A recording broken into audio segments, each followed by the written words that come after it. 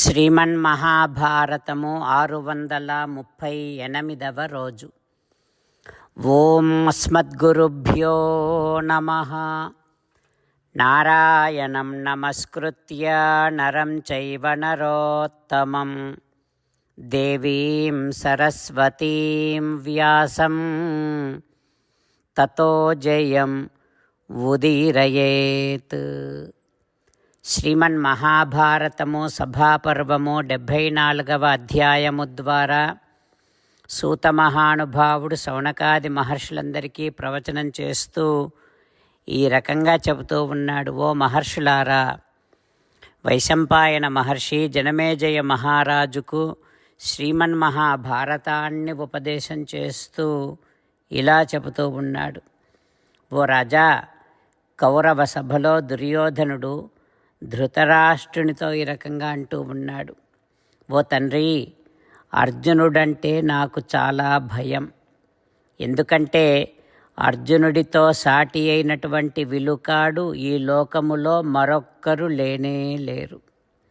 అర్జునుడు ఎన్నో సాహస కృత్యాలను చేశాడు. ఒకసారి అర్జునుడు ఒంటరిగా తీర్థయాత్రకు వెళ్ళాడు.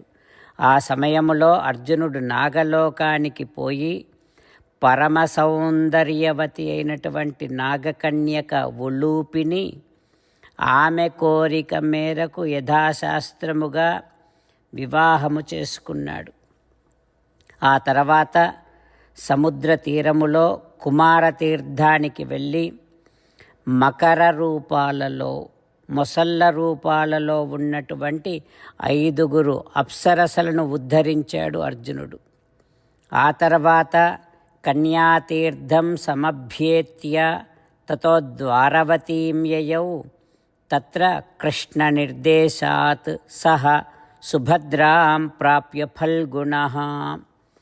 ఆ తర్వాత కన్యాకుమారి తీర్థానికి వెళ్ళి అక్కడి నుండి వెనక్కి వచ్చి ద్వారకకు వెళ్ళి శ్రీకృష్ణుడి ఆదేశముతో సుభద్రను తీసుకొని రథము పైన కూర్చోబెట్టుకొని తన నగరానికి వెళ్ళిపోయాడు అర్జునుడు. ఓ రాజా, అంతేకాదు భూయః శృణు ఫల్గుణస్యతు సాహసం. ఆ అర్జునుడి సాహస కృత్యాలను ఇంకా చెబుతున్నాను, విను. ఒకనాడు అగ్నిదేవుడు యాచిస్తే ఖాండవ వనాన్ని అగ్నిదేవుడికి ఇచ్చాడు అర్జునుడు. ఇచ్చి ఇవ్వగానే అగ్ని ఖాండవ వనాన్ని దహించటం ప్రారంభం చేశాడు. అట్లా దహిస్తున్నప్పుడు అర్జునుడు అగ్నిని కూడా రక్షించాడు. ఆ అగ్ని ఇచ్చినటువంటి రథముతో, ధనుస్సుతో, బాణములతో ఆ అగ్నినే రక్షించాడు అర్జునుడు. అంత గొప్పవాడు అర్జునుడు అంటూ దుర్యోధనుడు ధృతరాష్ట్రునితో చెబుతూ ఉన్నాడు. ఆ తర్వాత ఏం జరుగుతుందో రేపు తెలుసుకుందాం. జై శ్రీమన్నారాయణ, జై శ్రీమన్నారాయణ. అమ్మా నాన్నలకు సాష్టాంగ నమస్కారం చేద్దాం. మన ఆచార్యవర్యుల శ్రీచరణారవిందములకు సాష్టాంగ నమస్కారం చేద్దాం. శ్రీ వేదవ్యాస మహర్షుల వారి దివ్య పాదారవిందములకు సాష్టాంగ నమస్కారం చేద్దాం. శ్రీ విఘ్నేశ్వర స్వామి వారి శ్రీచరణారవిందములకు సాష్టాంగ నమస్కారం చేద్దాం. శ్రీమన్మహాభారత గ్రంథరాజమునకు శిరస్సు వంచి నమస్కరిద్దాం. శ్రీకృష్ణ భగవానుని శ్రీచరణారవిందములకు సాష్టాంగ నమస్కారం చేద్దాం. మన హృదయ మందిరములోనే అంతర్యామిగా వేంచేసి ఉన్నటువంటి శ్రీమన్నారాయణుడిని సేవిస్తూ మనని మనము స్వామికి సమర్పించుకుంటున్నామనే భావనాపూర్వకముగా సాష్టాంగ నమస్కారము చేస్తూ స్వామి నామ సంకీర్తన చేద్దాం. శ్రీమన్నారాయణ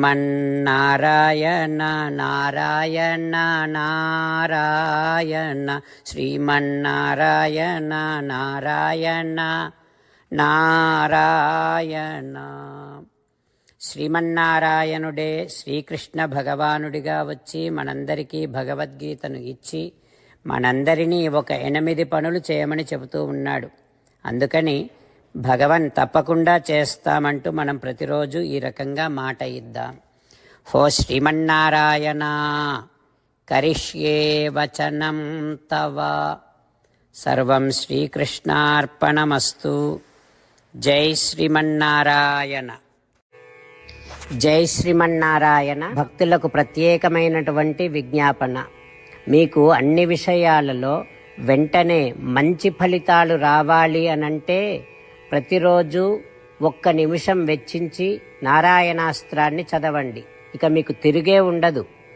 నారాయణాస్త్రాన్ని పొందడానికి మీరేం చేయాలంటే నారాయణాస్త్రం అనే వెబ్సైట్కి వెళ్ళి మీ పేరు, మీ ఈమెయిల్ ఇస్తే మీ ఈమెయిల్కి నారాయణాస్త్రం PDF వస్తుంది. అందులో ఒక రామాయణ శ్లోకం, ఒక గీతా శ్లోకం, ఒక విష్ణునామం ఉంటాయి. ఆ 3 కలిపి నారాయణాస్త్రం అంటాం. ప్రతి ఒక్కరికి వేరువేరు శ్లోకాలను ఇస్తున్నాం. ఆ రకంగా ఎవరి శ్లోకాన్ని వారు ప్రతిరోజు తప్పనిసరిగా చదవటం వలన ప్రతిరోజు ప్రతి 24,000 భక్తులతో ఒకసారి సంపూర్ణ రామాయణ పారాయణ, 33 సార్లు శ్రీమద్ భగవద్గీత పారాయణ, 24 సార్లు శ్రీ విష్ణు సహస్రనామ స్తోత్ర పారాయణ జరుగుతుంది. ప్రతి ఒక్కరికి అంతటి విశేష ఫలితము ప్రతిరోజు లభిస్తుంది. అందుకని మీరు, మీ కుటుంబ సభ్యులు అందరూ ఒక్కొక్కరు ఒక్కొక్క నారాయణాస్త్రాన్ని వెంటనే పొందండి. జై శ్రీమన్నారాయణ. శ్రీమద్ భగవద్గీత సారాంశముగా 18వ అధ్యాయములో 65 నుంచి 69 శ్లోకముల ద్వారా శ్రీకృష్ణ భగవానుడు మనందరినీ ఒక 8 పనులు చేయమని చెబుతూ పరమాత్మ ఈ రకంగా అంటూ ఉన్నాడు. ఎవరెవరైతే నేను చెప్పిన ఈ 8 పనులు చేస్తారో వారందరూ నాకు చాలా ఇష్టమైన వారవుతారు. అప్పుడు వారిని నేను సకల పాపముల నుండి, సకల దుఃఖముల నుండి విముక్తులను చేసి నా అంతటి వారిగా చేసుకుంటా, తరగని ఆనందాన్ని అనుభవింపచేస్తా.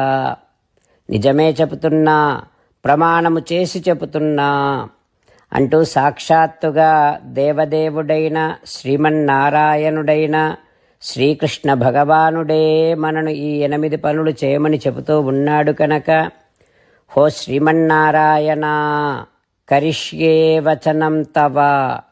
తప్పకుండా చేస్తా, నువ్వు చెప్పినట్టే చేస్తా అంటూ మనం ప్రతిరోజు దేవదేవుడైన శ్రీమన్నారాయణుడికి ఈ రకంగా మాట ఇద్దాం. హో శ్రీమన్నారాయణ, నువ్వు చెప్పినట్టే నేను నిన్నే సంతతము ధ్యానము చేస్తూ ఉంటా.